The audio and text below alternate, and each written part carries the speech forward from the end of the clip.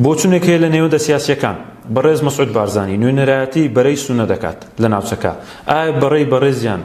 ئەم بۆ چونە تا چەند دروستە هەر لەسەر ئەو بابەتەی بوو کە باست کرد تا سفر دروستە مەسعود بارزانی نوێنەری ئەهلی سونەت نییە مطلقا نوێنەری ئەهلی شیعە ئەو شیعە دیندارانە لە نێوەندە نێودەوڵەتیەکان ئەوە مامەڵی لەگەر ناکەن وەکو کەسێکی ینی سەرکردەیەکی سونە بۆ پاراستنی سونەکانی هیچ نییە نەوەڵا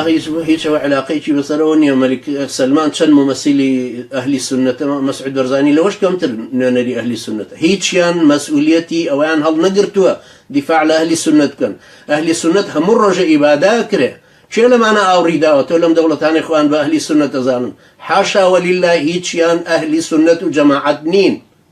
بزانە ئەهلی تەشەیوع لەو بەرەو چۆنن مەرجعیەتیان عولەماکانیانە هەموو ئەوانی تر منەفیزی ئەو خۆتە استراتیژیان کە ئێران دایەنێ لە یەمەنەوە هەتاکو لوبنان هەتا سووریا هەتا ناو عێراق اقتصادی سیاسی دیبلۆماسی مخابراتی تەنانەت تەدەخولیان هەیە لەسەر مەراسیمی حوسێنیەکەی کە لە نەجەف و کەربەلاوە کرێ ئەهلی سونەت لەم بەرەوە کامەیە چێوەی مەرجعیەتی ئادەی چێ بزانین بەیعەتی بدەینێ ناوەڵا برا مەسعود بارزانی فڕی بەسەر ئەو شتەوە نییە هیچ